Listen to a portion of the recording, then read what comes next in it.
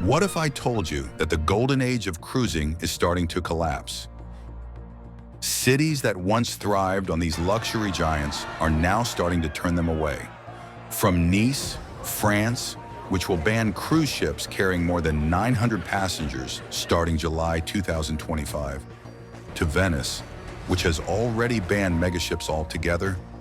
Amsterdam is rewriting its laws to limit cruise traffic, and even Alaska, a longtime cruise haven, is now trying to silence the noise. Cruise ships might not survive the next decade. But why is this happening? And will your next vacation even be possible? In today's video, we're diving into the turbulent future of cruise ships and why the tides might be turning against them. So stay tuned to our channel, The Curious Corner. Cruising used to be the ultimate escape. Sunsets at sea, unlimited buffets, exotic destinations, all without packing and unpacking. In 2023 alone, over 31 million passengers took a cruise.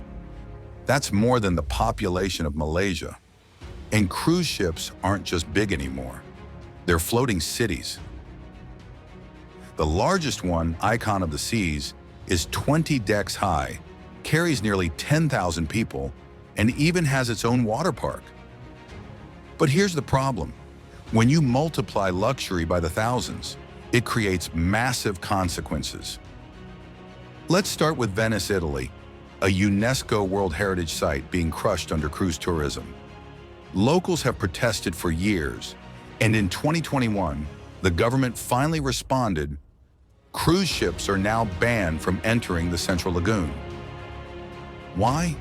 Because the massive ships were eroding ancient foundations, increasing floods, and bringing in up to 5,000 tourists per ship, overwhelming a city of just 50,000 residents.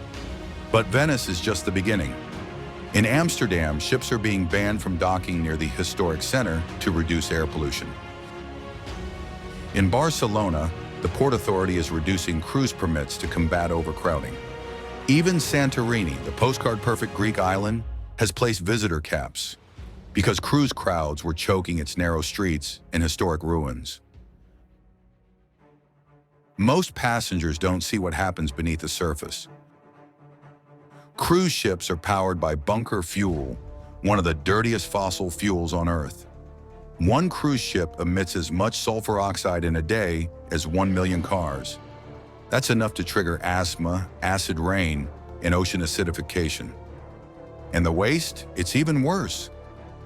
A single cruise ship can generate over 150,000 gallons of sewage, 8 tons of garbage, and 25,000 gallons of oily bilge water every week.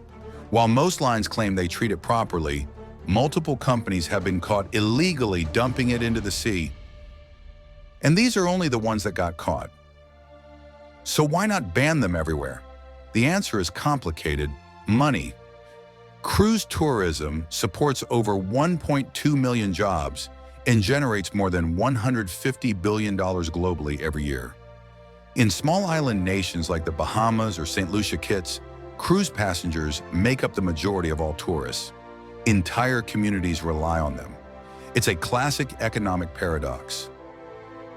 Do we protect nature or protect livelihoods?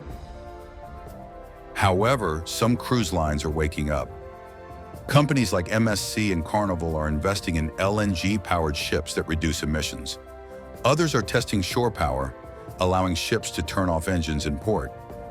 New designs aim for zero-emission vessels, underwater noise reduction, and advanced wastewater filtration. And then there's the next big leap: floating cities like the proposed Oceanics Busan or Earth 300, a nuclear-powered scientific vessel of the future. The future of cruising might not involve ports or even oceans as we know them. Cruise ships might not disappear, but the pressure to reform them is growing fast. And if they don't adapt, cities will continue to close their ports, and the industry may sink under its own weight.